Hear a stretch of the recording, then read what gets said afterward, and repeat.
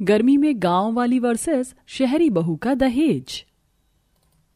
अरे शांता जी, एक साथ दो दो बहू लेकर आई हो, खूब खर्चा कर लिया। वैसे एक बात बताओ, बहू क्या क्या लेकर आई है दहेज में?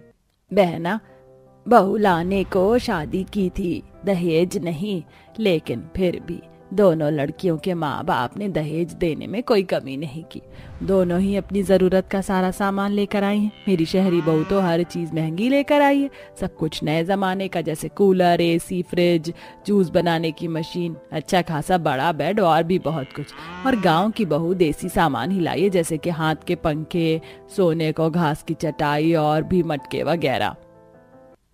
वाह शांता जी, मजे आ गए आपके तो। घर में एक ही दम दो बहुएं और उनका सामान आ गया। चलिए, अब आपके घर की लक्ष्मियों ने बड़ा इंतजार कर लिया, अब इनका गृह प्रवेश करवाकर इन्हें अंदर भी बुला लो।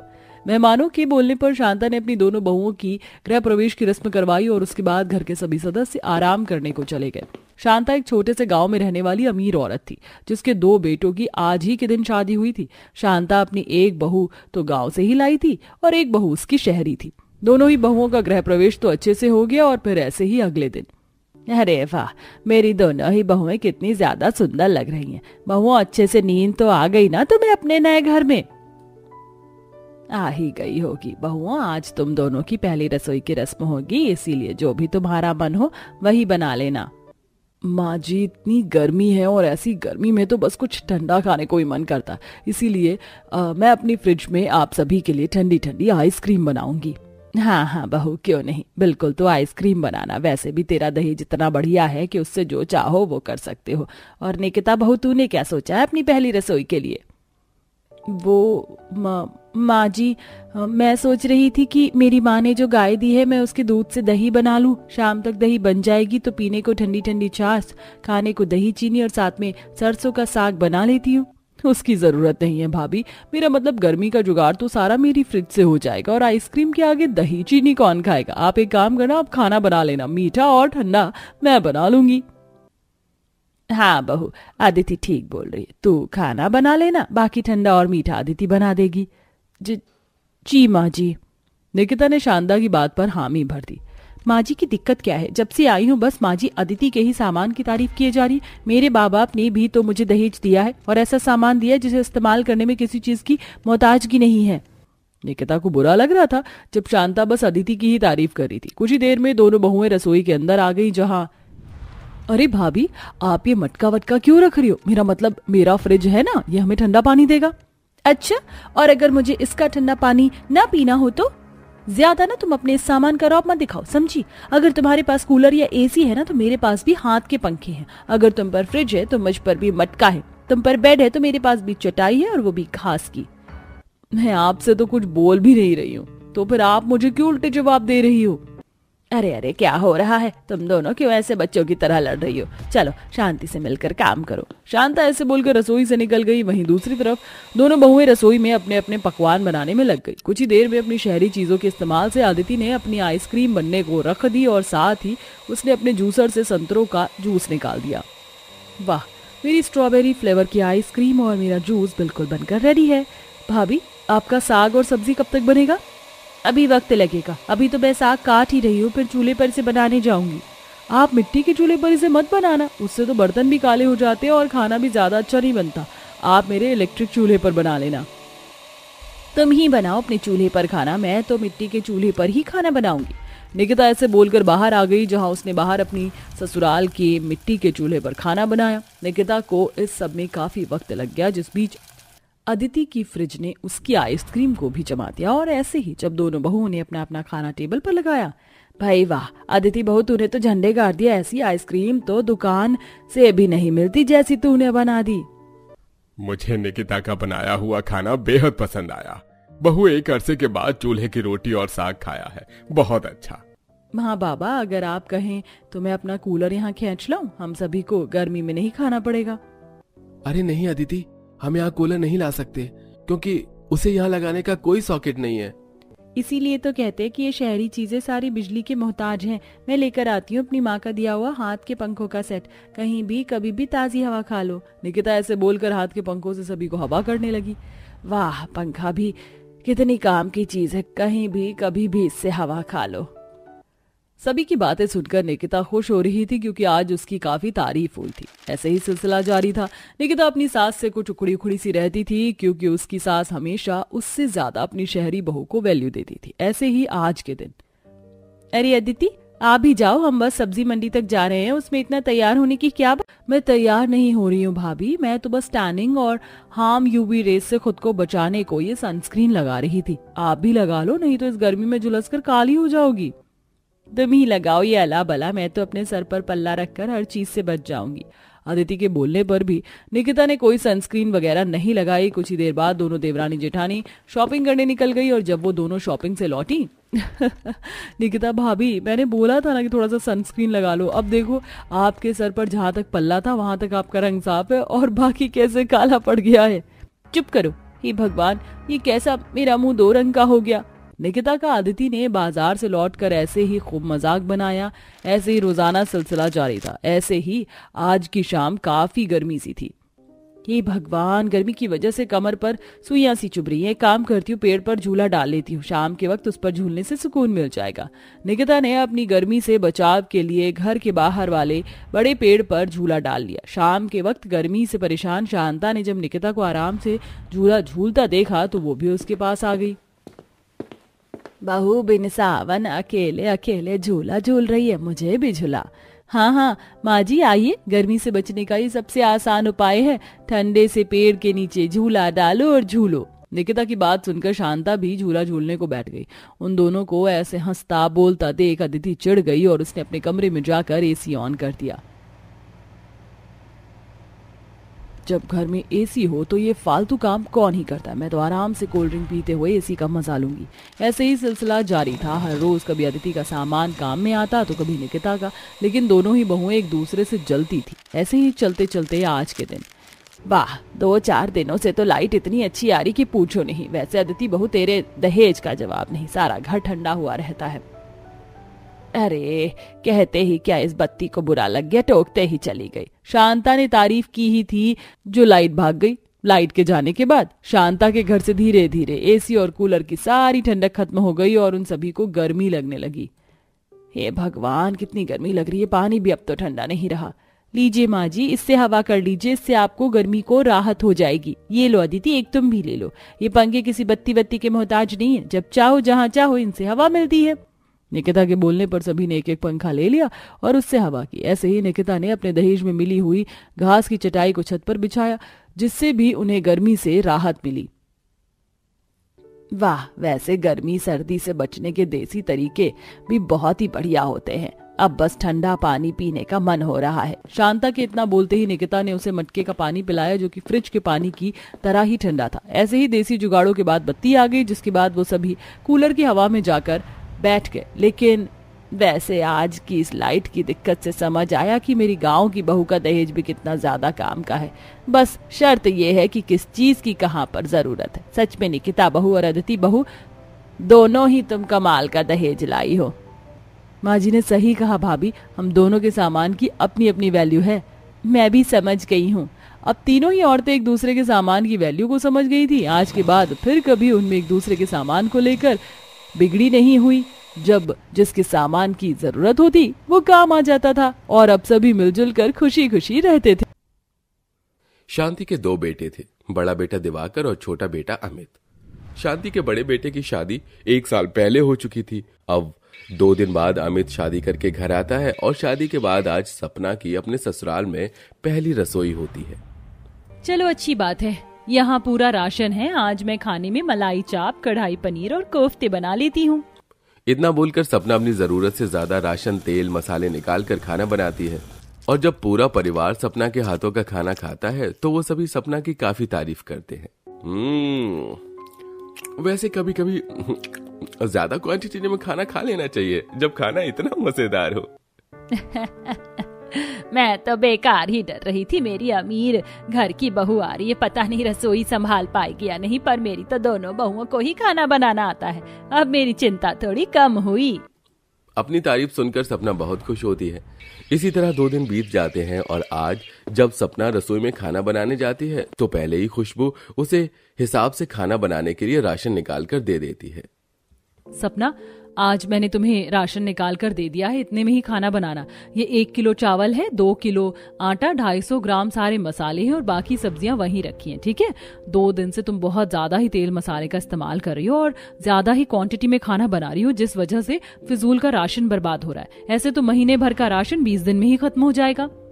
खुद तो गरीब है, हमेशा कंजूसी करके खाना बनाया और खाया है, और अपनी जैसा ही ये मुझे समझ रही है। पर ये चाहे कुछ भी बोले, मैं तो वही करूंगी जो मेरा दिल करेगा। राशन का हिसाब देखकर खुशबू वहां से चली जाती है, पर सपना दोबारा से राशन के कमरे में जाती है और बर्तनों में चावल, आटा और कुछ सब्जियां निकाल कर लाती है और खाना बनाती है। पर आज खाने के टेबल पर फिर से ज्यादा क्वांटिटी में खाना देख शांति अपनी बड़ी बहू से कहती है, बड़ी बहू, मैंने तुम्हें कहा था ना, अपनी देवरानी को राशन का हिसाब समझाने के लिए तुमने बताया नहीं था क्या? माँ जी, मैंने खुद राशन में से राशन निकाल कर दिया था जितने का इस्तेमाल होना था, पर पता नहीं ये सब। माँ जी, आप जेठानी जी से क्या कह रही हैं? उन्होंने तो मुझे इतना कम राशन दिया था कि 2 जने का भी पेट ना भरे, और हमारे घर में इतने सारे लोग हैं तो मैंने राशन ज्यादा ले लिया जाकर। सपना की ऐसी बातें सुनकर अब शांति भी कुछ नहीं बोलती और पूरा परिवार चुपचाप खाना खाता है। अब इसी तरह जब भी खुशबू राशन निकाल कर सपना को खाना बनाने के लिए कहती तो सपना अपने मन को चलाती। ऐसे ही एक दिन सपना राशन के कमरे में से आटा के कट्टे में से परात में आटा निकाल रही थी। अरे अरे सपना, ही तुम क्या कर रही हो? इतना सारा आटा क्यों निकाल रही हो? और तुमने इस कट्टे से आटा क्यों निकाला? पुराना कट्टा रखा तो है। दीदी, उस कट्टे में थोड़ा सा आटा रखा है, वो भी नीचे का। अब वो खराब हो चुका है। मैं खराब राशन का इस्तेमाल खाने के यूज के लिए नहीं कर सकती। पर तुम राशन का फिजूल खर्च कर रही हो, और कल भी तुमने रिफाइंड में पराठे बनाने के बाद भी उसके ऊपर इतना बटर लगाया था। जानती हो, जो बटर तुमने 1 हफ्ते में खत्म किया है वो हमारा महीने भर चलता था। देखिए जेठानी जी, आप गरीब हैं, मैं नहीं। आपको आदत होगी चिड़िया की तरह राशन चुगने की, पर मुझे नहीं है। खुशबू के समझाने पर सपना अपनी जेठानी से लड़ जाती है, जिसके बाद हर रोज सपना राशन का ज्यादा इस्तेमाल करती और ज्यादा क्वांटिटी में खाना बना देती और बचे हुए खाने को अगले दिन फेंक दिया करती थी। ऐसे ही एक दिन वो खाना डस्टबिन में फेंक रही थी तो खुशबू उसे देख लेती है। देखो सपना, आज भी तुमने कितना राशन बर्बाद कर दिया। तुमने आज इतना खाना फेंका है, इतना खाना हमारा एक टाइम का हो जाता है। और ये क्या, इन मसाले की तो अभी एक्सपायर डेट 2 दिन की बची है, फिर भी तुमने इन मसाले के डिब्बों को फेंक दिया। हाँ, इसलिए फेंका क्योंकि इसमें थोड़े से ही मसाले रखे, और जब मैंने नया डब्बा निकाल लिया तो डब्बे झाड़कर सब्जियों में मसाले क्यों डालना।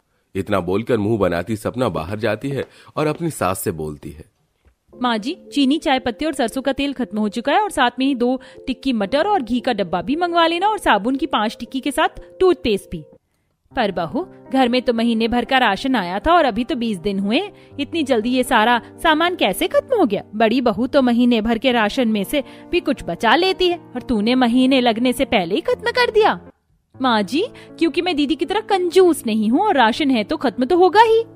सपना की बातों से परेशान होकर शांति अपने दोनों बेटों से राशन के लिए पैसे मांगती है, जो हॉल में बैठे थे। और जब उन्हें पता चलता है कि महीना लगने से पहले ही घर का राशन खत्म हो गया है तो वो दोनों भी हैरान हो जाते हैं। माँ, इस महीने आप कितना राशन लेकर आई थी जो इतनी जल्दी खत्म हो गया?